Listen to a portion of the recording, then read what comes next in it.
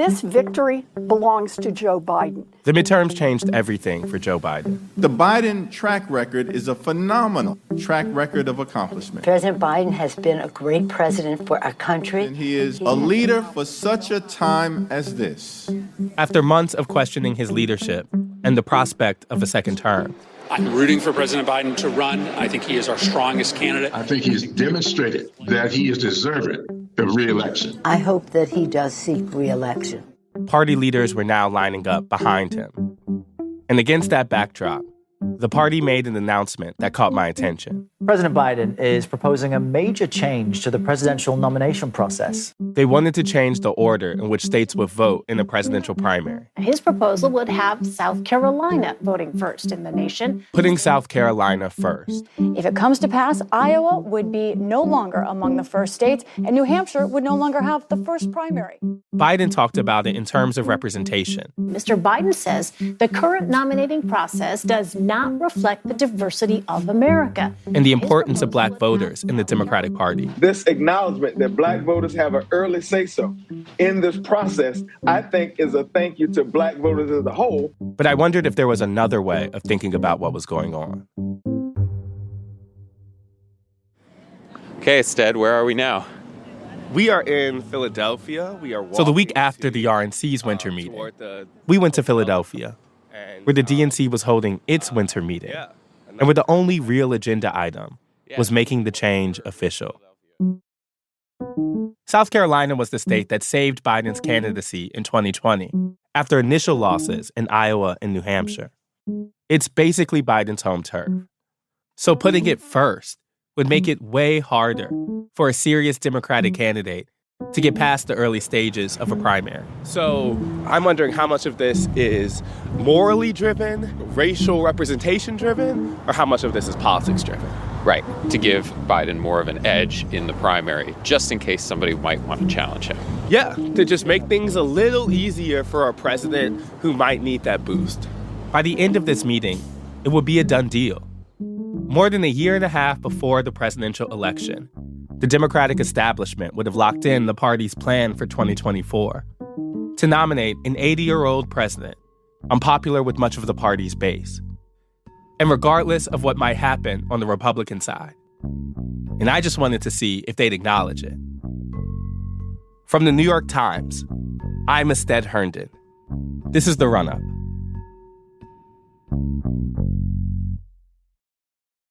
Hey. You're here. How was it? Back to recording everything that you do and say. Just a few days after we got back from the RNC in California, I met up with my colleagues, Elisa Gutierrez and Luke Vanderploeg. This is no Dana Point, I will tell you that. Yeah. And even before we got to the convention hotel, it was already clear. The vibe at the DNC was completely different than the RNC. For one, we are in frigid Philadelphia. It's freezing cold in Philadelphia. I think I'm legit getting frostbite right now. The conference was being held on 2 floors of a Sheraton hotel, not a sprawling resort in Orange County. Yeah. And pretty much everything would be open to the press. This is your credential. Cool. These sort of events usually attract protesters. I don't see any activists. Oh, yeah, me neither. Oh, yeah. But there weren't any. No grassroots outsiders holding signs. There was one guy with a van that said, "Don't run, Joe," circling the hotel. But that was it. When we got inside, DNC members were starting to gather for committee meetings. We grabbed a spot in a quiet corner on the second floor and started texting people from the Rules and Bylaws Committee. They've been the first to approve Biden's proposal ahead of the full vote this weekend. What I want to do today is figure out if any of them have any reservations about the speed at which the DNC is really coalescing around the president's re-election vision. Right. Yeah, all right, here's Astead. Hi, how are you? How are you? How are you? And as they started coming by to talk, Hi, how are you? Astead Herndon, it's nice to meet you. It's very good to meet you. How's it going? Good. Luke, I'd shake your hand, but I got the mic. I wanted to ask them all a version of the same question. You still see polling say that people are unsure about whether they want Biden to run again, have concerns about things like age and health. How do you all, as DNC members, square both what seems to be a universal carpet rollout for the president and his party at the same time that the public is not necessarily there yet. Aren't you ignoring your voters? We're proud to run on the accomplishments of this president and this administration. We are proud to talk about the changes that this president is making in people's lives around the country. I guess I'm saying every objective measure of where Democratic voters are would not say is they're united around Biden 2024 as the people are in this building. Is there any way that the people in this building are wrestling with that fact? The re-election campaign has not begun. We expect that when it begins and when we have the opportunity to talk more about what has been achieved, Joe Biden is going to do very well. Look, I think that, let me just say, the idea about South Carolina going first within the early window was, something that the president really wanted. And we just reflected back because we thought it made a lot of sense, the president's wishes. And I think it is a matter of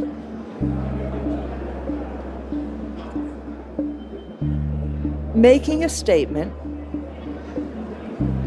to a community that has felt excluded.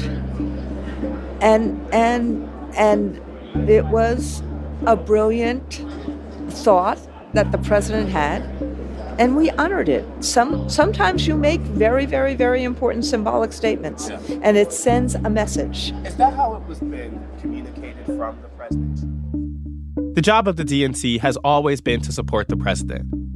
But I was actually a little surprised by how quickly committee members were putting this decision all on Joe Biden, even while they were defending it. Because obviously Biden has the most to gain from this move. And so that only made me more skeptical that the reasons for this change were purely around symbolism and representation. I just didn't buy it.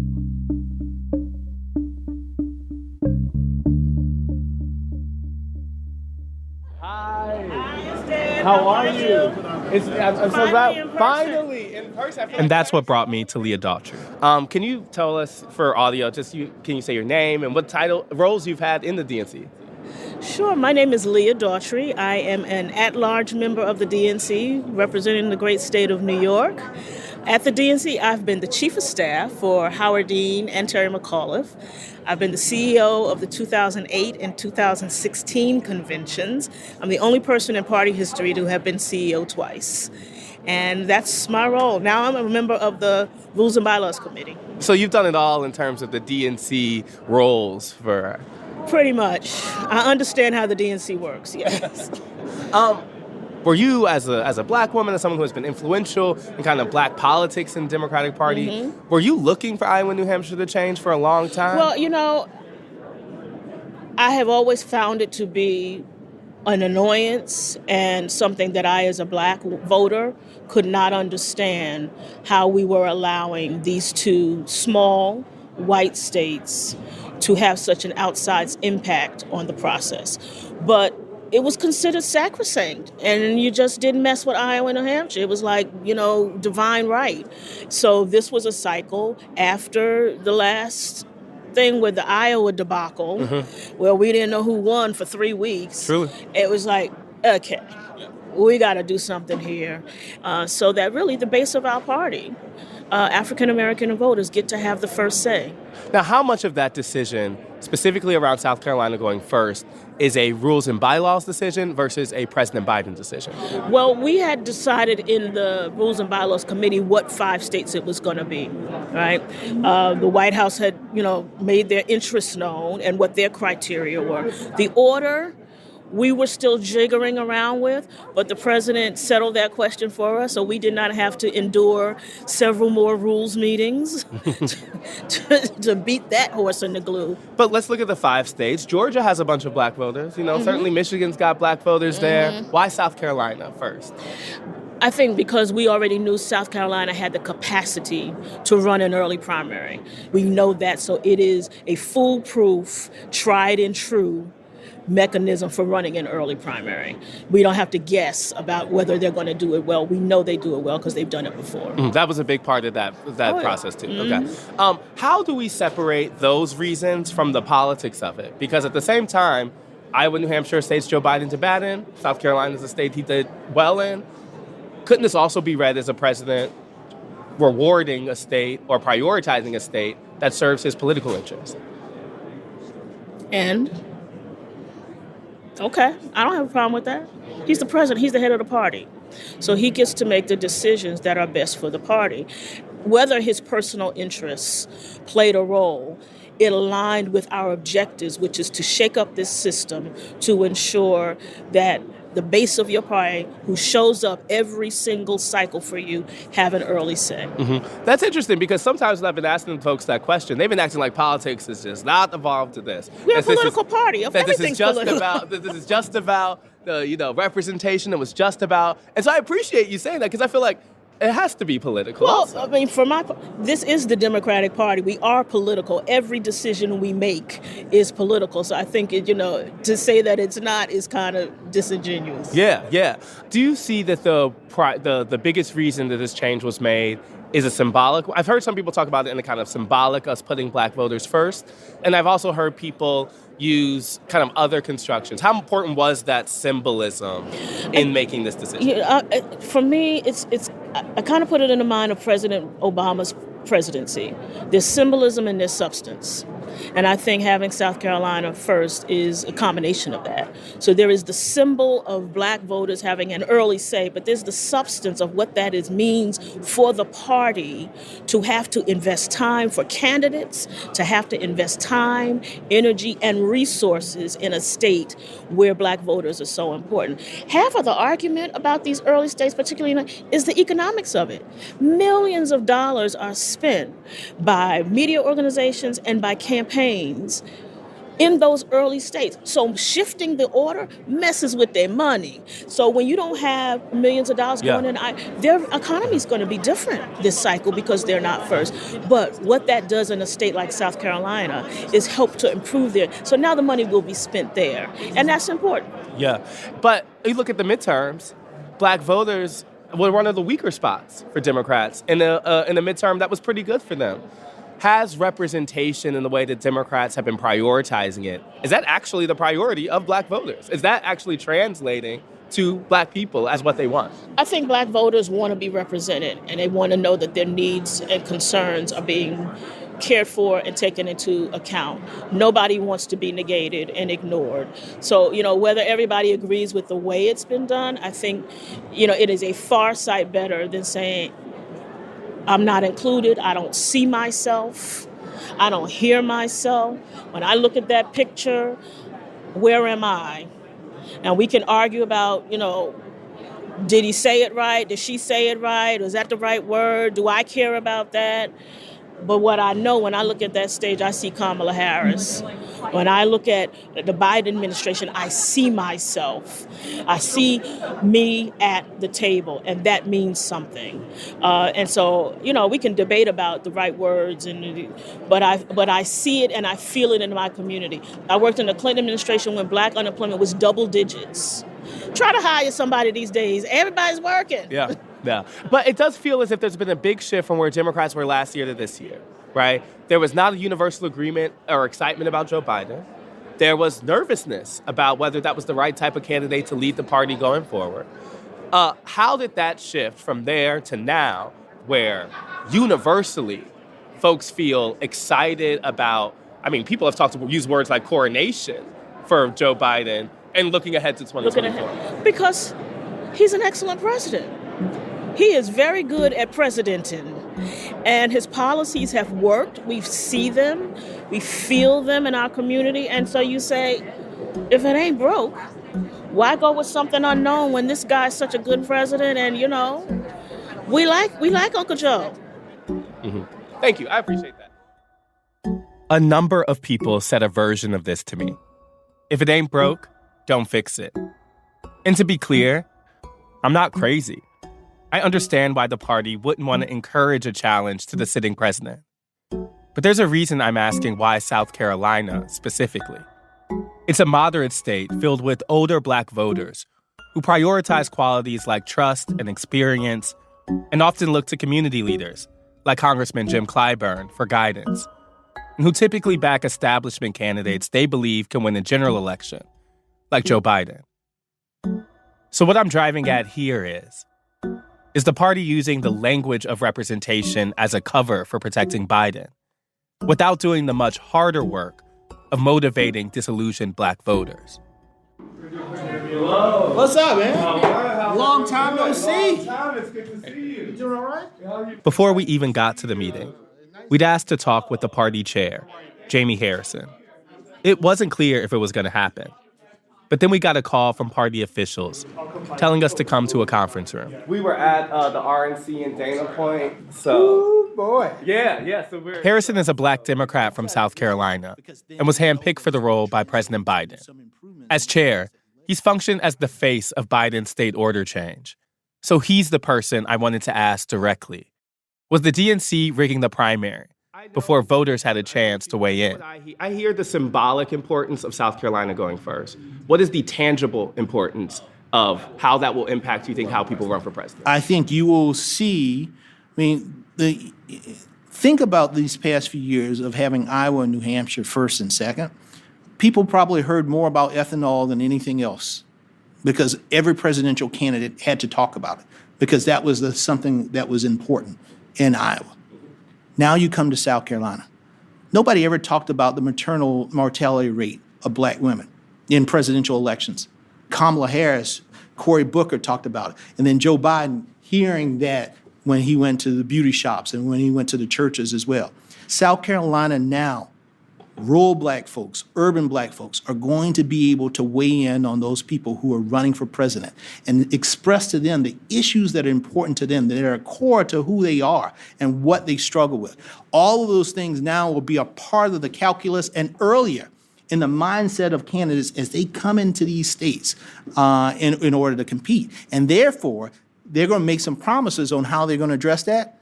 And we're going to see those promises translate when they get elected into office. So it is just happenstance that the political priorities of the president also happen to align with the state that he did the best in and the state that is historically chosen candidates who are more in line with the DNC than said anti-establishment. Astead, it just happens to be happenstance. You were hanging out with them Republicans and the conspiracy theorists too long at the RNC, man, because in the essence, South Carolina has earned its place as an early state. So it was already an early it was state, already an early state. It already showed in the last few elections that out of all the early states, chose the person who ended up being the nominee and also ended up being president of the United States. So if you get good grades on your report card, shouldn't you be rewarded for it? Mm-hmm. Poll after poll says the majority of Americans do not want Biden to run for re-election, and it includes the majority of Democrats. How did the actions with the DNC square with that reality? Listen, I had a lot of polls also that said I was neck and neck with Lindsey Graham and I didn't win, right? So a poll is a poll, but what we do know, concrete, is that Joe Biden has delivered for the American people with a very slim majority in both the House and the Senate. So in the end of the day, I hope folks understand, don't bet against Joe Biden. I understand that. I guess it's not a question about his accomplishments. It's not a question about the midterms. But that's what you run on. No, but it's a question about, do you want that person to be the person going forward? Joe Biden would be 82 by the time of 2024. It is very reasonable, and we have talked to voters who like the last 4 years, but still have questions about the next 4 years. My question's about the next 4 years. But instead, why do you vote for somebody for president? I think there's a lot of reasons. People have a lot of answers to that question. But ultimately, people vote for somebody who can deliver for them. This man has been delivering for the American people in a way that no president has in recent history. And so he has the record. Now, he intends to run for re-election. We at the DNC are going to make sure that Joe Biden stays in the White House for another 4 years. There is no inkling that he will not be the nominee of our party. I understand that. He deserves that. Joe Biden's age does not come up at all. Does not because that comes up for voters. That is a thing that they express that look forward-looking question for them. Something else that has come up for voters is the fact that if you lived in a rural community and didn't have Wi-Fi, now you got it. Something else that has come up is that if you didn't have health care, now we have more people on health care in this country than ever before, partly because of the work of Joe Biden. It's interesting. As you mentioned, we just came from the RNC, and Republicans had a very bad midterms, as we both know. Oh, they do. Here. And I want to send Rona flowers and congratulate her because I'm so happy she got reelected. But the consequence of that midterms is that they're very openly talking about need to make changes for the future. They're very openly talking about what they need to change for 2024. What is that version of that conversation in the Democratic Party? Because while there are a lot of good signs for the midterms for Democrats, it was not a universal sweeping victory. Democrats lost the House, right? Like, what are the changes for 2024? Less than 6,000 votes across 6 districts, right? Kevin McCarthy is the Speaker of the House, yes. So I understand that. All I'm saying is, what is the Democratic Party's lesson going forward? We know also the history. We were supposed to lose the House by a lot, 100%. 20, 30 votes?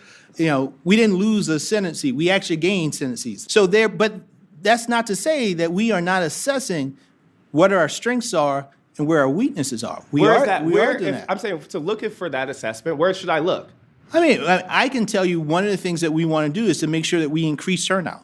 We want to make sure that we solidify the coalitions that we rely upon in order to win our elections. We need to shore up the black and brown and AEPI coalitions that made up the Democratic Party. Black men, Latino men, different groups. Right, because to that question, we have certainly seen a growth in the way Democrats talk about prioritizing black voters. Even, I would say this week is another example in South Carolina to the front of the primary. But the midterms, turnout among black voters was not one of the Democrats' bright spots. How do you reckon the rhetoric that is coming from the Democrats about improvement and prioritizing black voters with the reality that that's not really translated into growth in black votes? Well, I think we have to just continue to do the work, and we will continue to do the work. That means being in the community all the time instead of just popping into the community a few months before the election, because that's how you rebuild trust. That is how folks then see the value of actually registering and then going out to vote for you,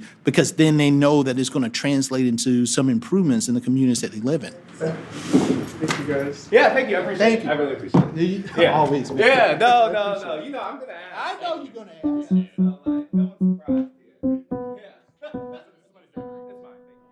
There's some subtext going on here.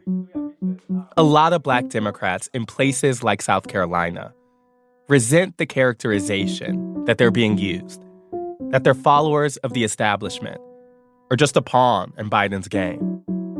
They think it has racist undertones, makes it sound like black voters don't think for themselves, and flattens the diversity between black voting groups. And of course, if a Democrat wanted to run against Biden in 2024, they could still go to South Carolina and make that case directly.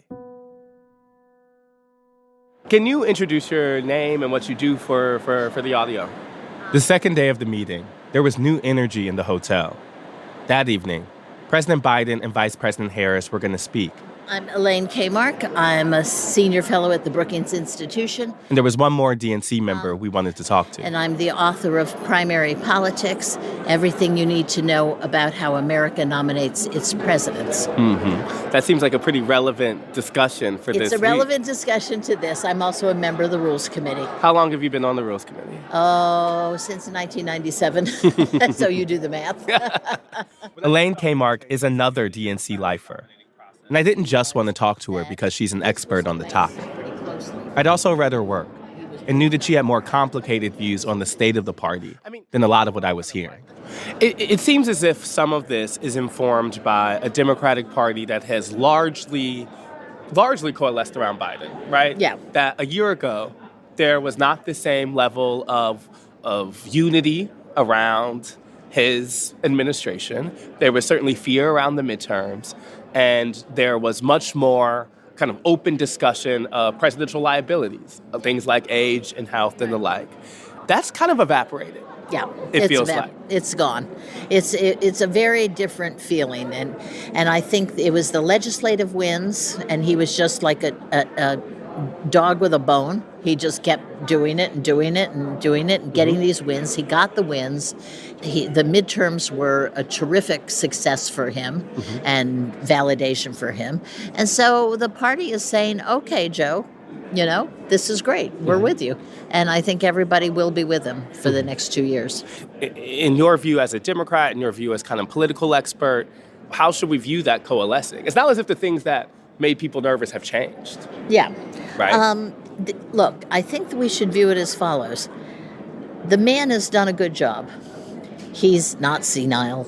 He's done a very, very difficult dance on Ukraine that we should all be really pleased with. And that, by the way, is the thing you do when you have experience. And I think, so everybody sort of say, okay, yeah, he's old. Big deal. There are advantages that come with age as well as the downsides, right? So maybe he's not the most exciting speaker every day. Who cares, right? Look at the other things that he's doing. And I think that's where people have come out and why the party is so unified. Yeah, and I definitely feel that argument here. That seems to be where the party has really landed. And that feels honestly true for progressives, people who did not support him initially. Definitely feels like folks have come around to that point. At the same time, we read poll after poll that tells us Americans are not there.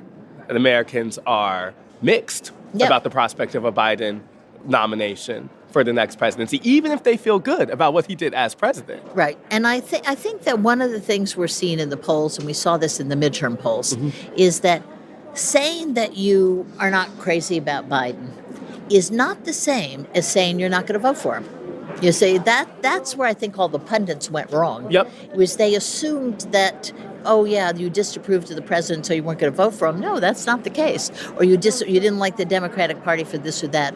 That didn't necessarily mean you weren't going to voat for them. Or you just didn't like the economy, so you weren't going to vote for the party in power. Right. Those were all old rules that kind of got jumbled. Yeah, they got all thrown away. That's a big problem. And I don't think that's true anymore. Part of this is because the Republican Party has sort of gone off the rails. This is where I'm going, so thank you for leading me this is where you're going to go. Part of this is we have a crazy Republican Party run by lunatics who are extremists. And, I'll tell you an interesting anecdote. After the election, I was at a panel talking to some diplomats in Washington, and there was a nice young Republican man there who said to me, well, we did a good job. We recruited a lot of normal Republicans. Normal. It stuck in my mind, right? And he was talking about his House candidates. And I said, I've been doing this for 30 years longer than you have been, and I have never heard any representative of a political party have to call their candidates normal. Okay? Now, the fact that they called it normal, and I've heard other Republicans do this too, is an indication that they know they've got a lot of nutcases. The Marjorie Taylor Greens of the world, scary, crazy people in their party. And that is, I warn Democrats all the time. If that party returns to a normal Republican Party, we're in trouble.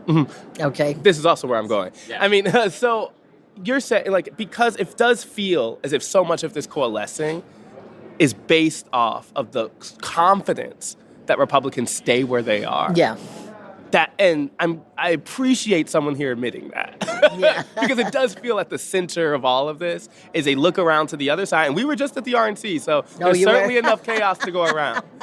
But it does feel as if here is slightly predicated off of that Republican path continuing in a crazy direction. Right. And that's why some of us in our writings, argue to fix the problems with the Democratic Party. Okay? Don't assume that we're always going to have a bunch of wackos to run against, because they will get over this. American political parties, they learn. They're slow learners, but they learn. Okay? So just as they're getting rid of the Trumpy people in the party, which I do believe they will do eventually, we have to make sure that we're not out there talking about open borders and defunding the police and things that really hurt us in elections. So we have our own work to do. It's not just the Republicans, but we have our own work to do, because at some point they're going to nominate somebody who is not Trump. And then we may have a real race on our hands. Is it a risk for Democrats to coalesce around Biden at the same time Republicans are having an open contest where they might do what you're talking about right now? Well, there is obviously some risk in that. I mean, there always is. You know, you get a great candidate on the other side. Listen, you're talking to somebody who worked at the DNC for Jimmy Carter when Ronald Reagan appeared out of the Republican Party, and, you know, he was a superstar. I mean, he was just a superstar. And so we lost that 1980 election right across the board. It was pretty bad. Yeah, I mean, a very, like, landscape-shifting election. Landscape shift, those do happen, right? Those do happen. You can't really prepare for them.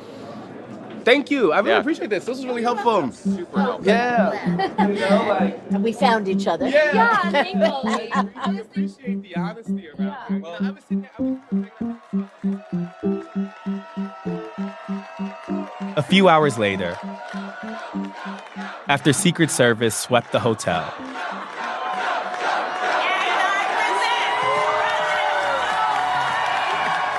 it was time for Biden's speech. The room was packed, full of cheering DNC volunteers.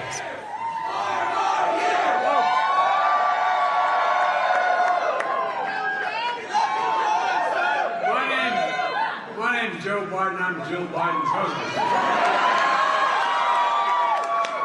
I want to be real clear. She's a Philly girl.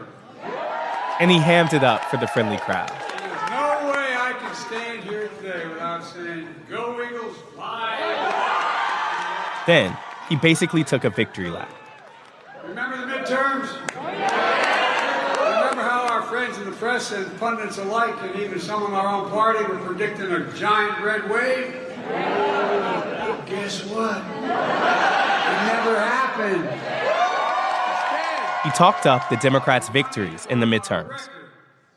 You know, as of this month, we've created 12 million new jobs. His legislative accomplishments. 3.4% unemployment, the lowest in 54 years. And then, Well, look, you may remember when, during the off-year election, I started talking about MAGA Republicans and democracy. And a lot of you thought, what the hell is he talking about? Biden turned yet again to the other side. This is not your father's Republican Party. No, really, think about it. These aren't conservatives. These aren't conservatives. These disruptive people. Last year, he updated his anti-Trump message to be an anti-MAGA message. Now he was updating it once again. Just take a look at what they're doing. They campaigned on fiscal responsibility, but the first bill that passed the House of Representatives added $114 billion to the deficit. First one.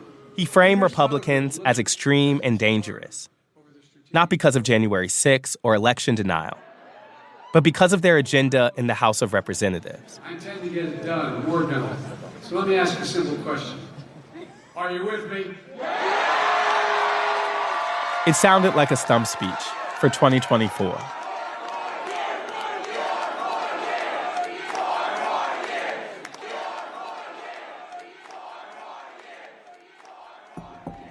On this cold Friday in Philadelphia, one thing has become clear. This is Joe Biden's Democratic Party now. His message, his priorities, and his voter coalition, which helped the party remake itself after the shock of 2016. It may not be the party that Democrats envisioned for themselves before Trump, but it's working. So imagine a game of presidential blackjack. Democrats are pretty sure they have a good hand in President Biden. But more than anything else, they're confident the dealer they're playing against has a much worse one. And the result is a party that's all in.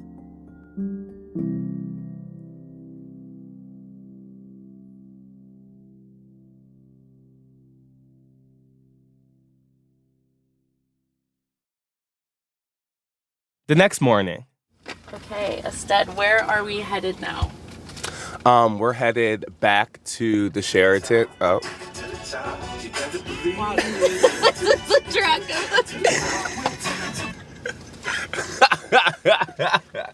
The next morning, take two.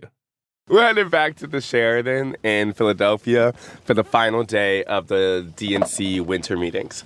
Today is going to be the day that we get the formal vote to officially change the primary order for Democrats. We know that this is just a formality, and the states are going to shift that vote first in nominating for president.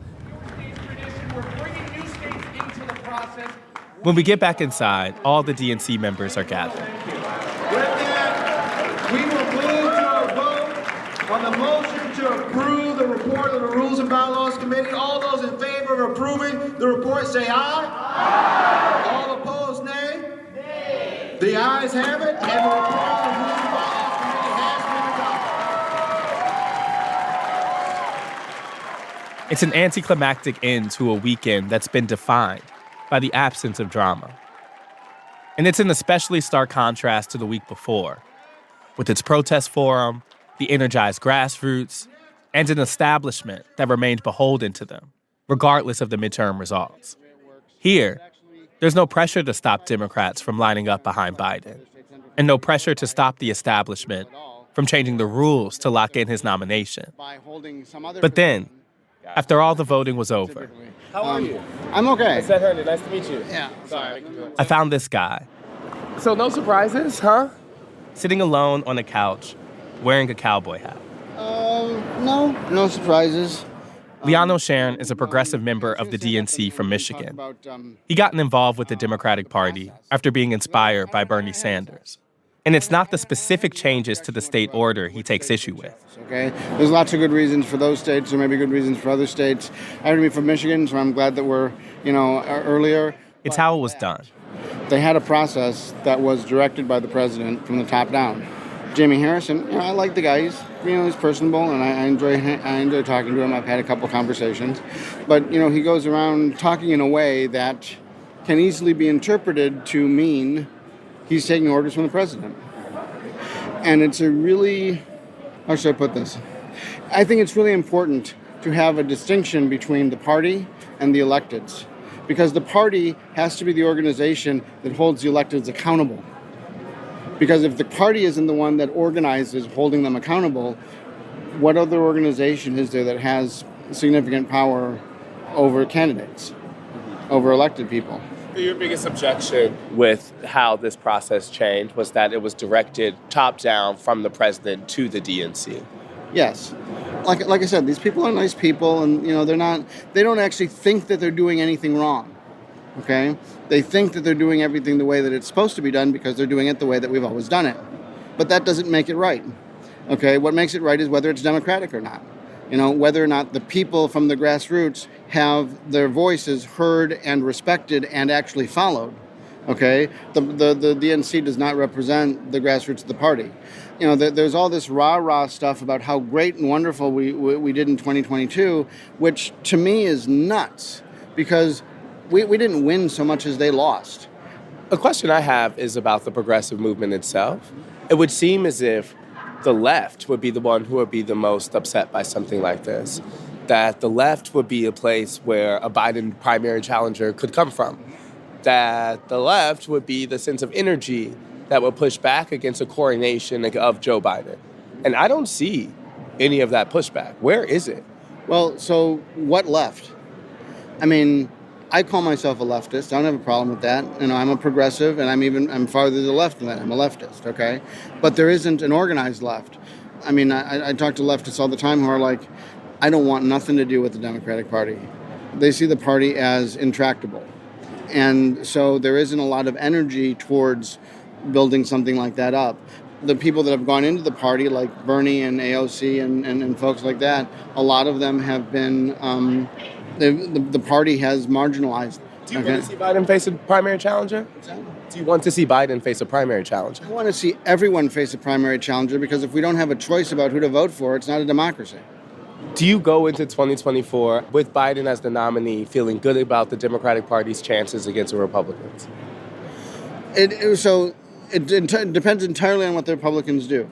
Because this is one of the problems with the Democratic Party strategy is that we're relying on the Republicans being Trumpians. So if we're relying on them to be that bad, then who we have is largely irrelevant. What's the question is how bad are they going to be, and how well are we going to be able to turn It's actually that we should be looking at what happens on the other side, because you're saying that's some of the assumption that this is working off of. Yeah. Yeah, I mean, so for example, if the Republicans figure out, hey, Trumpianism is a loser, which it is, and they manage to organize around somebody who isn't an obvious Trumpian, likely somebody who has the same basic philosophy but is smarter about how to cover it over, how to paper it up, then we're going to be in real trouble. Thank you so much. I really appreciate your time. This is really helpful. No problem. So as the winter meetings come to an end, the biggest realization for me is that both parties continue to be shaped by this group that the midterms seem to reject. Republicans, because they think they have no choice. Democrats, because they think it helps them win. And in these closed-door meetings, the parties have been quietly planning their 2024 strategies based off assumptions of what this group wants. So next week, good morning and welcome to CPAC 2023, Protecting America Now. We go inside the America First movement to find out for ourselves.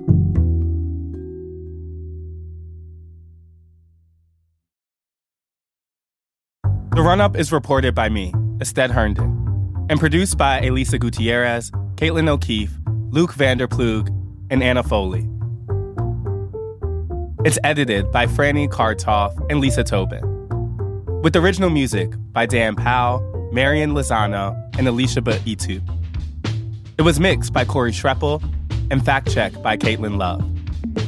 Special thanks to Paula Schumann, Sam Dolnick, Larissa Anderson, David Halfinger, Mahima Chablani, Desiree Ibaqua, Renan Borelli, Jeffrey Miranda, and Maddie Masiello.